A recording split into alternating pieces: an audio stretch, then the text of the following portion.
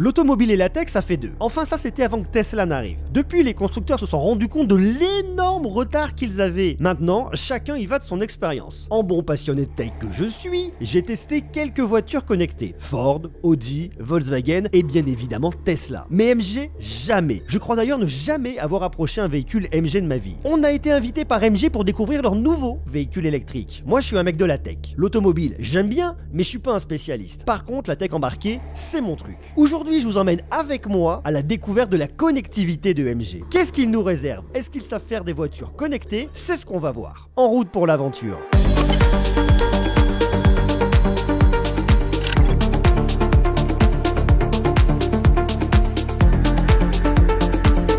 Aujourd'hui, c'est le tour de la MG5.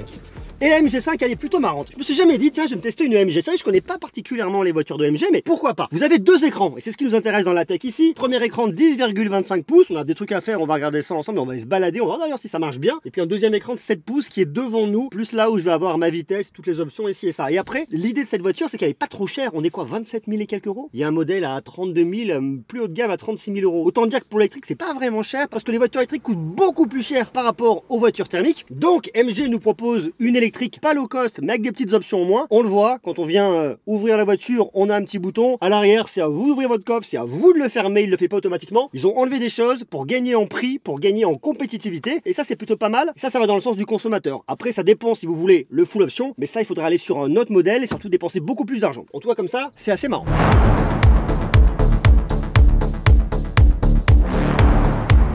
Faut que je recharge mon iPhone, j'ai plus beaucoup de batterie, un peu la dèche. Alors il me faut des prises. Alors je sais qu'il y a des prises ici. Alors là, il y a un truc qui manque, c'est qu'il n'y a pas de patte de rechargement sans fil. Ça aurait été vachement bien, mais c'est pour faire des économies qu'ils nous ont pas mis.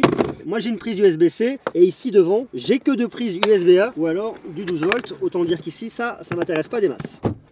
Mais j'ai des prises à l'arrière. Et ça c'est intéressant et c'est un choix qui est assez bizarre qu'a fait MG ici. C'est-à-dire que j'ai bien deux prises pour la connectivité. J'ai une USB-A comme à l'avant et une USB-C. C'est la seule USB-C que j'ai ici dans le véhicule. Donc là, attends, hop là, je viens, je me mets dedans. Il me reste plus qu'à faire un truc, c'est prendre mon câble et le jeter devant et à le brancher. Je récupère mon câble, je le prends, je le branche et là je l'ai là. Alors c'est pas très grave, il se met en charge. Je peux le mettre dans les portes gobelets. Je peux venir le mettre à l'intérieur si je veux là, mais ça risque de me pincer mon câble. Et ouais, c'est pas ouf. Par contre, si je veux le mettre, alors attends, parce que j'ai un câble qui est quand même un peu long, le faire courir et le mettre là.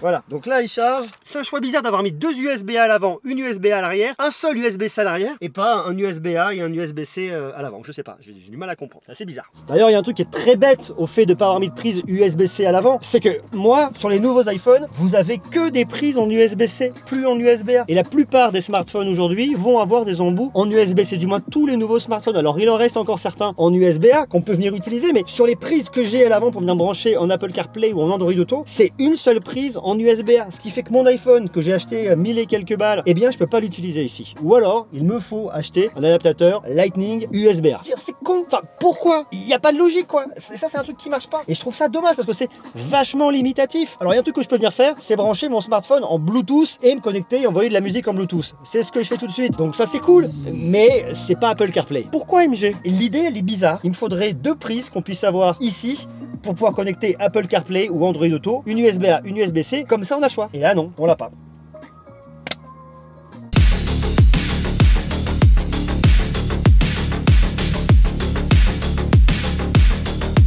L'écran central, c'est du 10,25 pouces, c'est une dalle IPS et ça vous a retrouvé le cœur et la connectivité de votre voiture. On a de la navigation, la musique en Bluetooth, ici tout ce qui va être charge et ici un raccourci pour avoir Apple CarPlay et Android Auto. Alors l'idée je la trouve pas mal. En dessous vous avez des petits boutons raccourcis pour venir dessous. La navigation, on clique, on arrive dessus, on s'y repère, ok, très rapide. Ensuite c'est pareil ici, la musique, bon j'ai ma musique. L'interface n'est pas complètement dingue, hein. Néanmoins on s'y retrouve assez facilement. Je passe très rapidement. La charge également qui est là, le déchargement pour venir brancher un appareil qu'on peut venir recharger à partir de son véhicule et je vous montre ça dans quelques instants. Apple CarPlay, Android Auto, on passe et après vous avez ensuite ici, regardez, hop, vous venez sur le côté et vous avez vos différents paramètres. Sur le côté c'est des raccourcis, la navigation, la musique, le téléphone ici et les caméras 360 degrés autour de la voiture. Ok, ça marche. Le truc maintenant qui est intéressant, c'est ce qu'on a ici. Alors il y a un petit problème de traduction, il y a marqué station de charge. En fait c'est la climatisation et la climatisation, regardez, hop là, vous pouvez venir régler et lorsque je mets la température à fond, il marque aigu, donc c'est pareil. Petite erreur de traduction, mais rassurez-vous, dans votre véhicule, s'il vous intéresse, vous n'aurez pas cette erreur de trad, ça va être corrigé extrêmement rapidement. C'est extrêmement minimaliste. On comprend, ça va être hop là, les sièges chauffants, on va les enlever parce qu'il fait déjà très très chaud ici. On retrouve d'autres choses que je vous ai déjà montré, le téléphone Bluetooth. Là, on a les paramètres sur le véhicule. Alors, le truc que je trouve un peu relou, c'est que des fois, on appuie, vous voyez, ça vient pas. Je trouve que des fois, c'est pas très réactif sur cette partie-là. Il n'y a pas des masses de paramètres, il y en a quelques-uns et on va pas extrêmement loin dessus. Bon, est-ce que c'est grave? Pas nécessairement. Regardez. Vous voyez, ça c'est le truc qui est un peu relou. Peut-être qu'il va y avoir une mise à jour qui va venir corriger ça. J'appuie, ça veut pas, ça vient pas. Peut-être parce que je roule pas et que... Ah si, c'est bon. La vidéo, si vous voulez, hop là. Voilà, là on me demande d'insérer la disquette U. Je pense que c'est pareil, hein, c'est un problème de traduction. Je pense que c'est une clé USB-C que vous pouvez mettre pour venir enregistrer ce qui se passe dans votre voiture, les différents réglages. En fait, ici, c'est très sommaire si vous voulez. Et c'est toujours l'idée de cette voiture-là, c'est le compromis. Ils ont vraiment fait des choix. Il y a un compromis de tous les côtés, il y a des compromis de tous les côtés. Regardez, c'est pareil, le son, au lieu de mettre son, c'est des petites bêtises d'interface, mais qui vont, je pense, être corrigées. On a quelques infos, on va à l'essentiel ici. C'est vraiment un choix global qu'a fait MG ici, c'est de venir efficace et à pas venir s'embêter. Alors, il y a un truc que je trouve un peu con, c'est qu'ici en bas, ils nous ont mis plein de raccourcis pour la température, ok, pour venir dégivrer, ok, la clim, ok, tout ça. On revient au démarrage, on monte le son, on baisse le son, mais il y a un truc que je trouve qui est vachement dommage, c'est qu'en fait, ils nous ont mis aucun bouton pour avoir le GPS. C'est-à-dire que lorsque j'ai lancé un paramètre et que je roule, je voudrais revenir sur mon GPS rapidement, et j'ai pas le bouton. Et ça, c'est un peu con, il faut que je revienne ici et je reviens là. Mais vous voyez, le bouton là, pour le coup, il aurait vraiment tout son sens et il n'existe pas.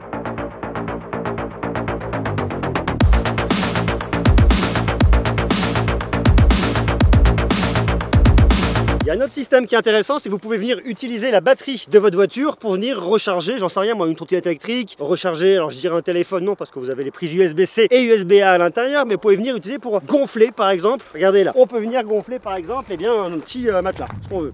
Donc, on a l'accessoire qui est là, on a ici de la prise, c'est de la PC16, standard, en tout cas c'est ce que vous aurez chez vous, et là, vous avez ça. Alors vous venez, vous ouvrez la trappe, elle se trouve ici. Vous prenez, hop, vous tirez. Vous n'avez plus qu'à prendre ça, vous l'insérez dedans. Ensuite, vous prenez votre accessoire, vous le branchez à l'intérieur. Et il y a juste une petite manip à faire à l'intérieur de la voiture. Il faut venir ici dans déchargement et commencer à décharger. Ça veut dire que ça va prendre l'énergie de la batterie de votre voiture pour la transférer à ce que vous voulez. Donc vous choisissez après ce que vous voulez conserver en termes d'énergie. Et forcément, si vous voulez encore un peu d'énergie dans votre voiture, après ça dépend ce que vous allez venir charger en face. Nous, on veut le faire un petit peu. On veut conserver, allez, au moins la moitié de la batterie. Vous cliquez sur commencer à décharger et l'énergie va se transférer directement à votre prise électrique à l'extérieur.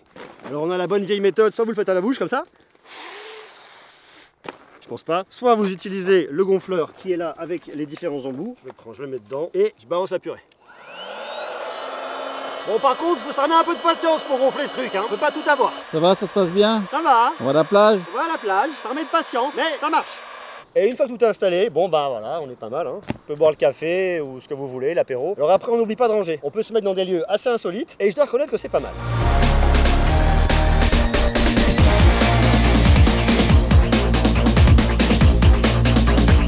Autre point qui est intéressant, vous avez une application connectée pour venir piloter votre voiture à distance. Alors pour la piloter, vous n'allez pas la conduire, hein, c'est pas un volant, mais vous avez quand même pas mal de petits paramètres qui sont intéressants. Vous pouvez venir déverrouiller votre voiture très facilement, vous voyez où est-ce que vous en êtes au niveau de la batterie et vous pouvez également programmer la charge. C'est un truc qui est assez sympa hein, lorsque vous êtes par exemple sur une aire d'autoroute et que vous voulez voir où est-ce que vous en êtes au niveau de la charge. Vous vous connectez directement à votre véhicule, vous voyez où vous en êtes, vous n'avez pas besoin de galérer. Pareil de la même manière au niveau de la charge programmée, ce qui est sympa c'est que vous dites par exemple le soir de 22 h à 5 h du matin tu vas te recharger mais pas le reste du temps. Ça permet de la programmer. Et ça, c'est plutôt intéressant. Alors après, il y a d'autres trucs qui sont assez cool. Vous pouvez trouver votre voiture en cliquant juste là. Ça va venir vous la géolocaliser. Mais moi, le Wi-Fi, c'est la galère. Donc là, vous avez un plan. Vous voyez où est votre véhicule. Vous pouvez vous y rendre très facilement. Vous avez un itinéraire directement vers votre voiture. Vous pouvez la faire klaxonner pour la repérer si vous êtes dans un parking et qu'il y a beaucoup de voitures. Ça peut être aussi très pratique. Vous pouvez venir piloter votre clim, tout ce qui va être des embuages, votre profil. Un truc qui est intéressant, c'est que votre smartphone fait office de clé. Vous n'avez plus besoin de clé. Vous arrivez, tac, en Bluetooth, il la reconnaît, il déverrouille, ça c'est pratique. Bref, vous avez les infos essentielles pour venir piloter ici votre voiture à distance et ça c'est assez pratique. Alors forcément, comme on parle d'une voiture ici électrique avec plein de capteurs, vous avez plein de capteurs de tous les côtés, vous allez avoir des caméras, bref bon ça on le sait, ça va être là notamment pour l'aide à la conduite et ça c'est plutôt pratique. Alors il y a une aide à la conduite que je trouve quand même vachement complète ici. Alors vous avez le Line Assist, tiens une jolie petite Ferrari, salut à toi. Reviens là, on parle d'électrique, on a dit, tu peux pas me faire chier avec un thermique, d'accord? Donc vous avez le Line Assist, vous avez les anti-collisions, bref, tout ce qu'on retrouve aujourd'hui sur une voiture, je dirais haut de gamme au niveau de l'électrique, donc ça c'est plutôt pas mal. Maintenant, moi, il y a un truc, je suis pas trop fan, c'est au niveau de l'avant. Je trouve que ça là, tu vois, c'est la partie où on vient recharger notre véhicule, on la recharge ici. Alors pourquoi pas l'intégrer ici, mais je trouve qu'au final, c'est pas forcément harmonieux parce que là, on a cette forme de logo qui est déjà un peu typée, ça nous rajoute une autre forme par-dessus avec la petite caméra en dessous. Alors la caméra elle me dérange pas, mais je sais pas, je trouve qu'il y a un truc qui marche pas ici là. Au niveau des formes, ça me plaît pas trop. Ce que j'aime bien par contre sur le véhicule, c'est quand on le voit de côté, comme on est sur un break, on a de la gueule. Moi j'aime bien les breaks. Alors c'est vrai que la mode c'est plutôt le SUV, mais je trouve que là on est quand même sur un break qui a franchement de la gueule. Et alors c'est assez marrant parce qu'on en a parlé avec MG et MG nous dit ouais c'est vrai la mode c'est le SUV. Tout le monde veut des SUV, mais le break ça marche encore. Ça marche pour le particulier qui veut quand même un grand coffre et qui veut du rangement et qui veut de belles places assises. Ça marche aussi pour des taxis qui ont besoin de place pour mettre des bagages. Ça marche également pour des commerciaux. Donc bref, on voit que c'est une voiture qui se destine aussi bien aux particuliers qu'aux professionnels. Et ça j'aime bien. Ce côté-là, cette forme je la trouve plutôt cool. Les jantes également. Bon et à l'arrière, franchement, j'aime bien aussi, donc ça me va. Et qu'on pourrait se faire de l'argent avec ça. On vendrait un café ici.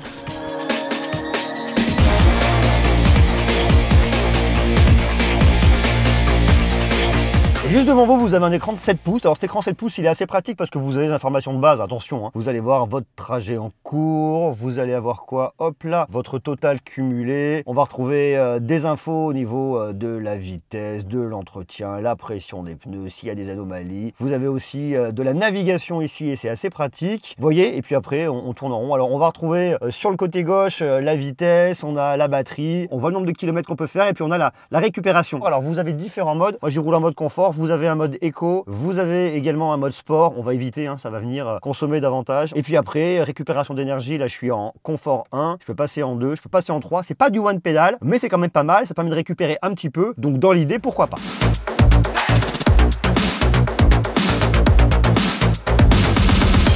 Bon alors si on doit faire un bilan de cette MG5, moi la MG5 je la trouve sur le coup intéressante parce que c'est le fait de démocratiser, je trouve ça permet de casser un peu les prix de l'électrique parce que les voitures électriques versus les voitures thermiques coûtent vachement cher. Donc là le fait de nous emmener une voiture électrique aux alentours des 30 000, 32 000 euros et avec des aides de l'État je crois qu'on arrive aux alentours de 27 000 euros, franchement c'est bien. Donc ça c'est vachement cool et ça démocratise. Alors ça reste beaucoup d'argent, c'est clair, mais bon voilà, c'est comme ça coûte cher aujourd'hui, ça baissera probablement à l'avenir. Ça en tout cas c'est le premier point. Deuxième point, je trouve qu'en termes de conduite, elle est plutôt agréable. Je vous invite à aller voir la presse spécialisée automobile qui vous parlera vraiment de conduite, de confort de conduite. C'est plus sur dada, moi c'est vraiment la connectivité, la tech. Je reste un peu déçu par ce côté pas prise USB-C connectée pour Apple CarPlay à l'avant. Je trouve qu'il y a un non-sens là-dessus et c'est pas bon quoi. L'expérience, je la trouve assez minimaliste au niveau de la connectivité, mais j'ai tout ce qu'il me faut. J'ai le minimum, enfin j'ai ce qui me conviendra. J'ai effectivement, j'ai dit Apple CarPlay, Android Auto. Je vais avoir le fait de pouvoir connecter mon smartphone en Bluetooth pour passer mes appels. J'ai ma navigation, j'ai ma connectivité avec mon application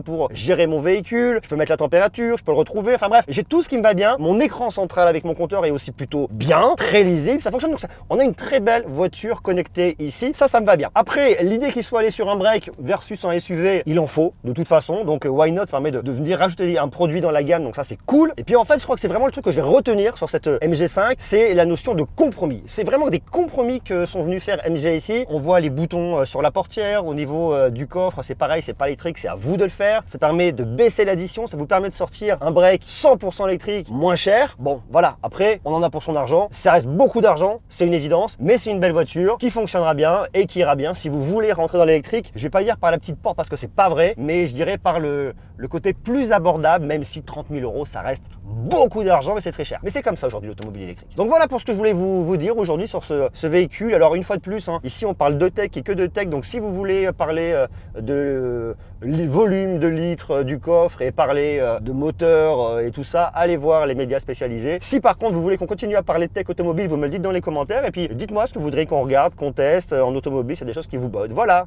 puis moi je vais continuer à prendre la route parce que là on est dans les Alpilles, on est au Beau de Provence et c'est super beau, voilà, sans faire de faux jeux de mots. Bisous, à bientôt, ciao.